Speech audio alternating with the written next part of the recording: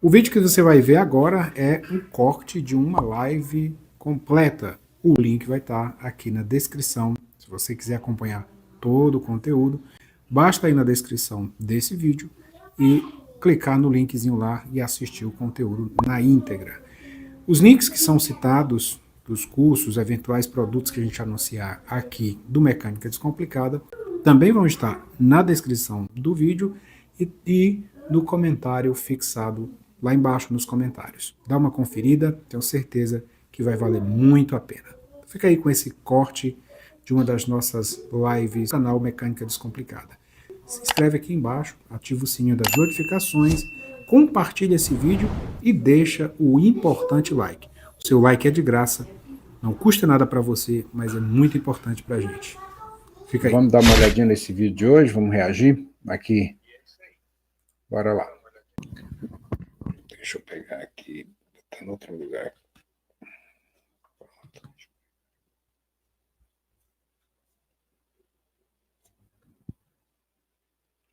Tem que acompanhar aqui. Gente, like na live, compartilha, comenta. Todo mundo já viu uma. Tem aquela agulhinha bem rápida que vai deixando um rastro de pontos. Mas e se a gente parar para pensar como ela faz a costura? Porque a agulha nunca atravessa de fato todo o tecido. Se você está costurando à mão, você tem que passar a agulha para cima e para baixo. Depois soltar a agulha e pegar do outro lado. Então, para inventar uma máquina de costura, primeiro tiveram que criar um jeito novo de se costurar. Uma das coisas que ninguém pensa, mas é tão importante. Cada uma das peças de roupa que você já vestiu foi feita por uma máquina de costura. Nesse vídeo vou explicar como as máquinas de costura funcionam e prometo que quando você descobrir, vai achar muito interessante. E o que você logo percebe é que essas máquinas estão realizando pequenos milagres mecânicos a cada segundo. Parte desse vídeo tem o apoio da KiwiCo. Tem mais sobre ela no final do vídeo. O pedal está bem na frente do seu pé direito, você pode descansar o pé de leve, e não precisa colocar muita pressão. Bem fácil assim, só isso e já dá para começar. Que legal! O resultado é incrível. Acho meditativo. Se eu tivesse que costurar duas peças de tecido juntas, eu faria desse jeito. Vou passando a agulha, de um lado para o outro, atravessando as duas peças de tecido. Esse é o chamado ponto corrente. Mas existem pontos mais sofisticados que podem ser feitos. Mas se você tentar mecanizar qualquer ponto à mão, você vai ter um grande problema. Toda vez que você passa a agulha pelo tecido, você precisa soltar ela de um lado e pegar ela de novo do outro lado. Isso é praticamente impossível para uma máquina fazer. Pelo menos uma máquina de 200 anos atrás. Então, para inventar a máquina de costura, eles tinham primeiro que inventar um novo jeito de se costurar. Aconteceu em 3 etapas de evolução. Os seres humanos têm costurado roupas há dezenas de milhares de anos. Em 2016, pesquisadores encontraram uma agulha numa caverna na Sibéria, que data cerca de 50 mil anos atrás. E o mais estranho é que os Homo sapiens não viviam naquela caverna. Ela foi habitada pelos denisovanos, uma espécie humana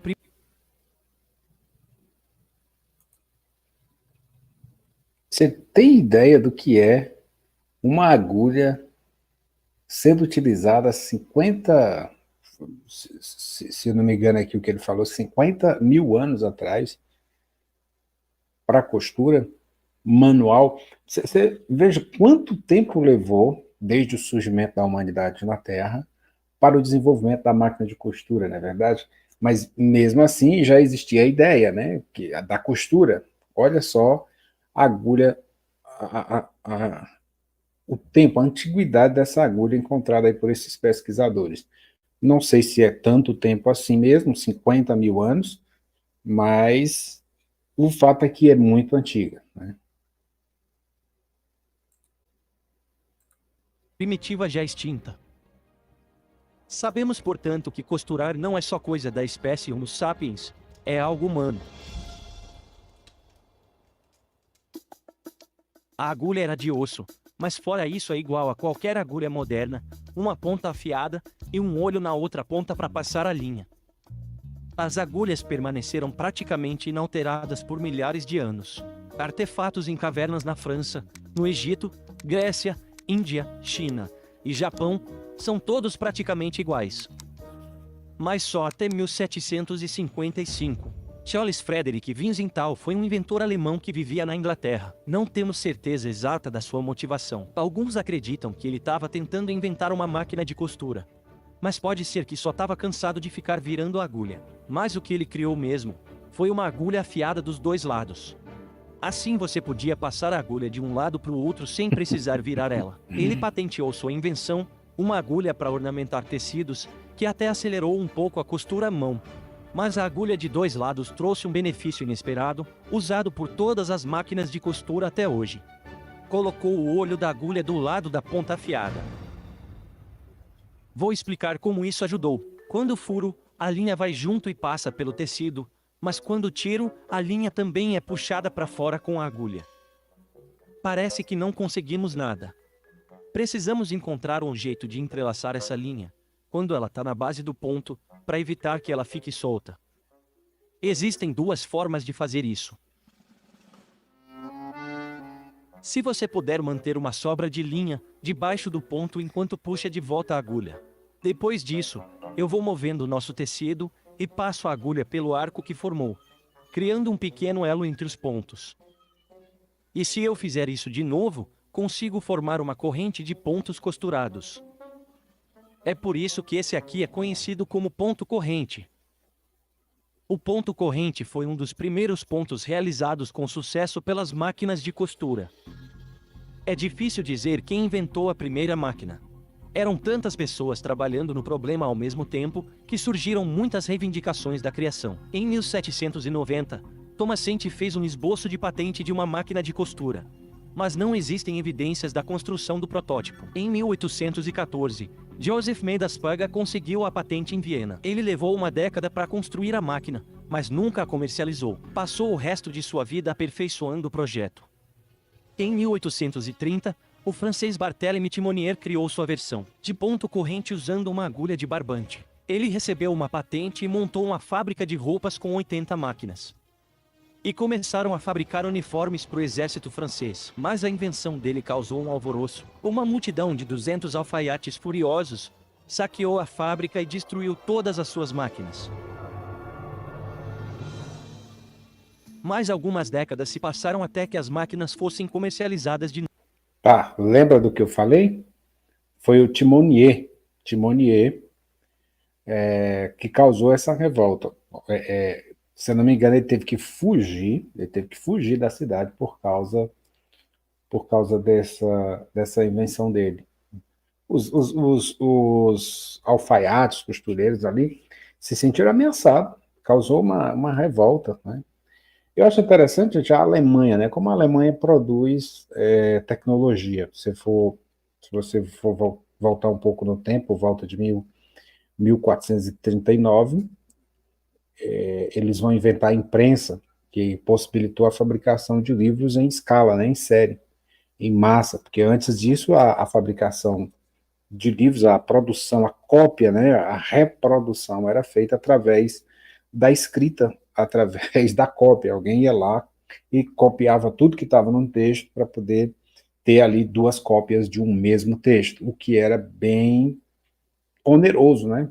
Existe até uma profissão que era chamada de copista, muito praticada também por monges no passado, antes desse advento da imprensa, monges, copistas. Lá no passado também, um pouco mais anterior a isso, você vai ver os amanuenses. Inclusive, eles redigiam cartas. Se você for ler a Bíblia, o Novo Testamento, vai ver que um amanuense escreveu uma das cartas que o Paulo era o autor. Porque toda a produção literária do passado, antes de 1439, era através da escrita em tecido de couro ou um papel meio rudimentar, derivado de uma planta chamada papiro. Bom, vamos continuar aqui, né, gente? Pode comentar o que você está achando do vídeo, da live hoje. Soltar aqui o vídeo e like na live, gente. Like na live. Novo. As duas formas mais confiáveis de construir uma máquina foram inventadas de novo em 1857, quando James Gibbs e Charles Raymond conseguiram suas patentes. Foi fácil para mim puxar a linha aqui no modelo, mas é muito mais difícil projetar uma máquina para fazer isso de forma repetida e confiável. O modelo do Charles Raymond usava um gancho. A agulha perfura o tecido e leva a linha junto. Quando a agulha sobe, a linha fica mais curta e solta, formando um arco que logo se afivela no gancho, criando um elo. Nesse momento, o gancho prende e estica o arco formado pela linha. Quando a agulha desce de novo, o gancho também volta.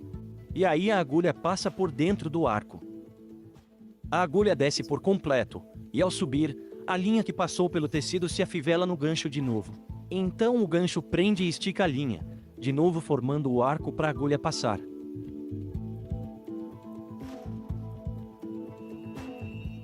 O Gibbs tinha um modelo parecido, mas o gancho ficava girando. Quando a agulha desce, o gancho agarra a linha. O gancho gira e solta o primeiro arco e logo agarra o segundo na outra ponta. Gibbs fez 37 protótipos, todos de madeira, para acertar essa forma giratória perfeita. E essa mesma forma foi utilizada em mais de 80 modelos de máquinas de costura por 80 anos. O looper era preso por peças de metal com firmeza para não cair, mas com abertura suficiente para a linha girar em torno dele todo. E estamos mostrando um modelo simples só para explicar. Mas tem um defeito nessa forma de costurar ponto corrente. Se a linha soltar, vai puxar todos os pontos já costurados. É impressionante como é fácil da linha ser puxada, porque o tecido nem se mexe. O único elo que mantém cada ponto no lugar é o laço do ponto anterior. Assim que um solta, todos soltam na sequência. Já desenvolveram pontos mais complexos, com mais linhas.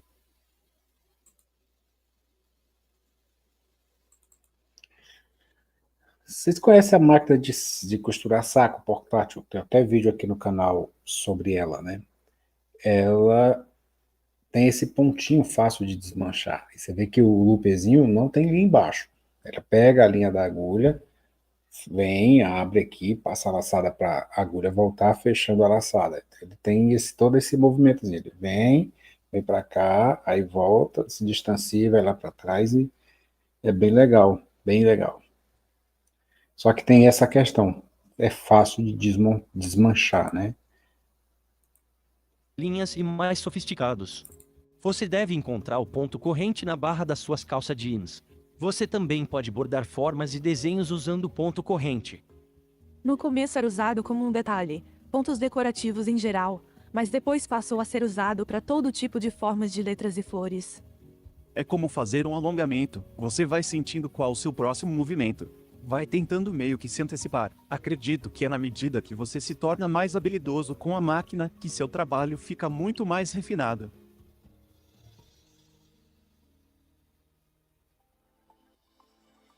Além do ponto corrente, tem uma maneira completamente diferente de segurar a linha. Sinceramente, é genial. Tudo o que você vai precisar são 2 carretéis de linha separados.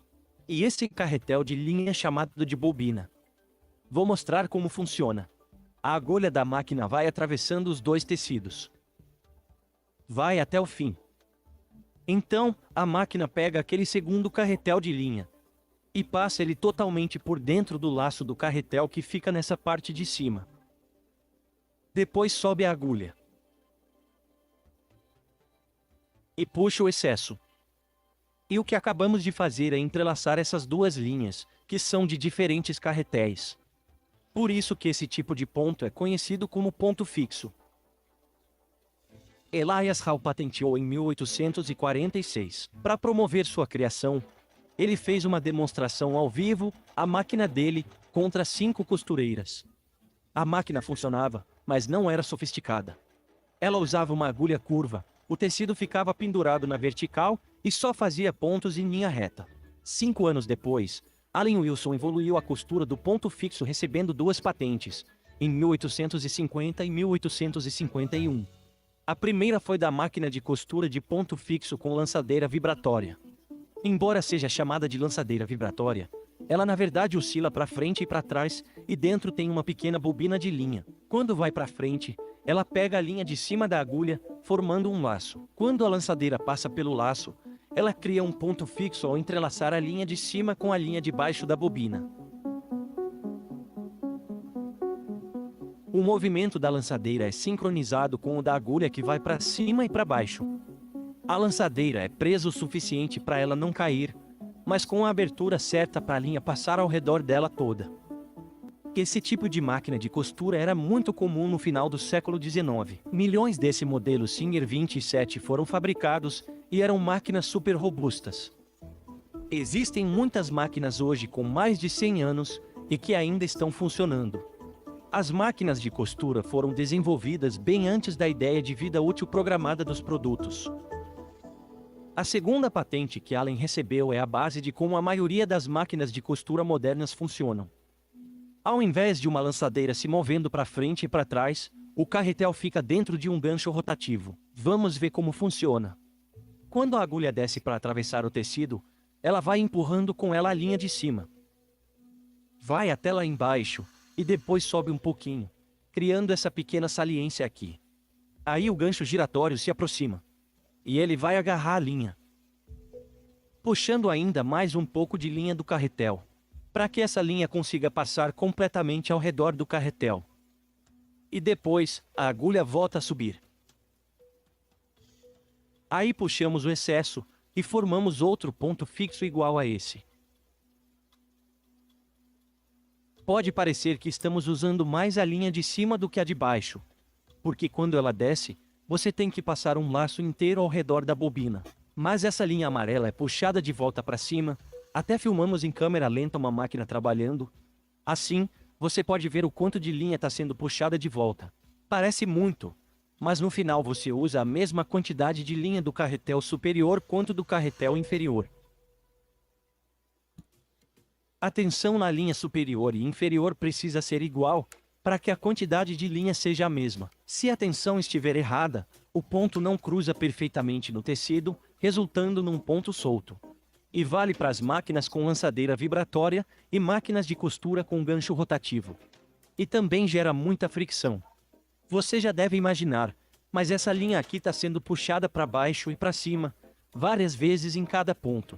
Então foi desenvolvido um sulco na agulha, para reduzir o atrito entre a linha e o tecido, pois ela precisa ser puxada para baixo para contornar o carretel e depois ser puxada para cima quando é tensionada novamente. Teremos uma linha e um tecido menos desgastados, canaleta, além né? de uma costura mais bem feita. Praticamente todas as agulhas de máquinas de costura modernas têm um sulco de um lado. Mas falta ainda uma etapa importante, que é como mover o tecido depois de um ponto feito. Nas primeiras máquinas, o tecido era movido manualmente após cada ponto, mas era um processo muito lento, ineficiente e os pontos não ficavam espaçados igualmente. Tivemos algumas tentativas de design, mas a bem-sucedida também foi inventada por Allen Wilson. Alcinge. Sua ideia era uma peça de metal, chamada de pé, que pressionava o tecido. Quando a agulha não está no tecido, essa peça de metal com sulcos empurra de baixo para cima. Ela agarra o tecido e recua um pouquinho, avançando ele para onde o próximo ponto deve ser. É utilizado em praticamente todas as máquinas de costura de hoje. Um sistema chamado de alimentadores de tecido. Tem versões modificadas dessa ideia, como a máquina de alimentação universal, usada para bordado de ponto corrente. Para essa máquina, tem uma alavanca embaixo,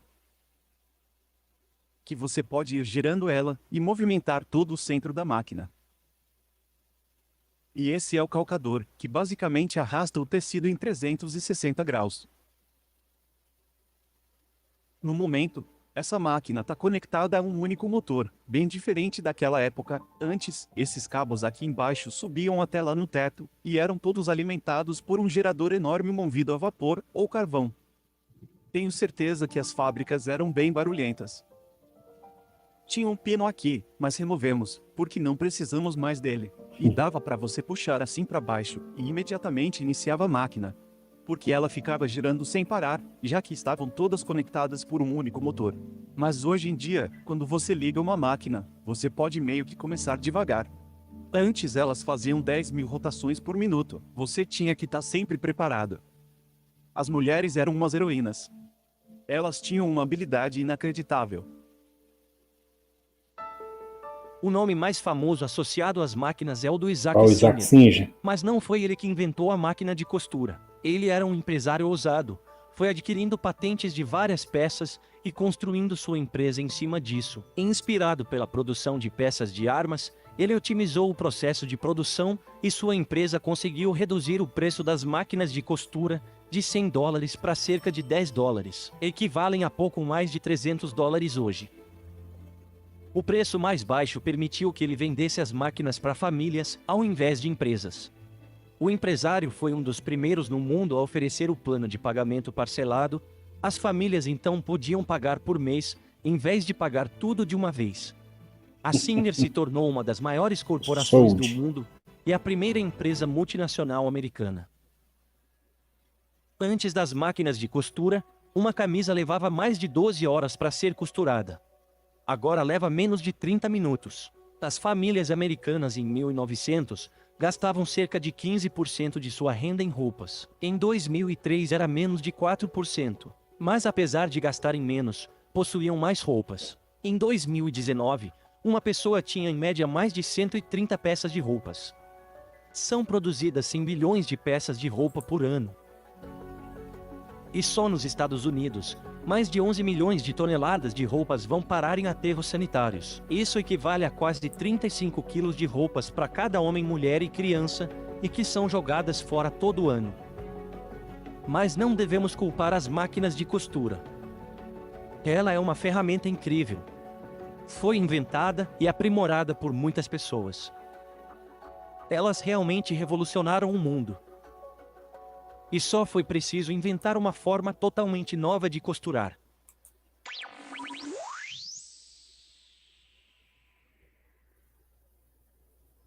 E esta parte do vídeo é da KiwiCo, que se dedica a tornar a ciência e a aprendizagem sobre o mundo divertida e interativa. Sei que a melhor forma de aprender é pela interatividade. Eu mesmo entendi melhor as máquinas de costura ao construir modelos, realmente usar uma máquina de costura, desmontar e montar ela novamente. E a KiwiCo é uma apoiadora antiga aqui do canal, e eles produzem ótimos materiais, os meus filhos adoram. Além de uma excelente ferramenta de aprendizagem, também são divertidos. Quando as caixas chegam em casa, meus filhos mal podem esperar para abrir e começar a montar o projeto. Esse mês construímos um robô que come moedas, e no meio de toda a diversão rolando, também tivemos lições sobre circuitos elétricos e conexões mecânicas. Na caixa vem todos os materiais, instruções detalhadas e uma explicação científica do projeto. É bom que...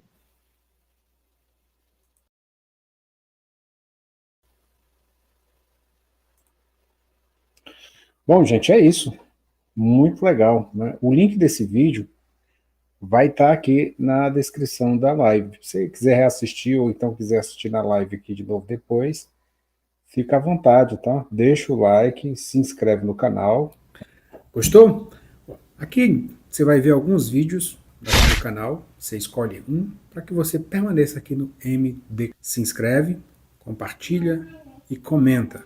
Links citados durante o vídeo estão aqui na descrição. Dá uma conferida e vem ser MD. A gente se vê no próximo corte aqui no MD.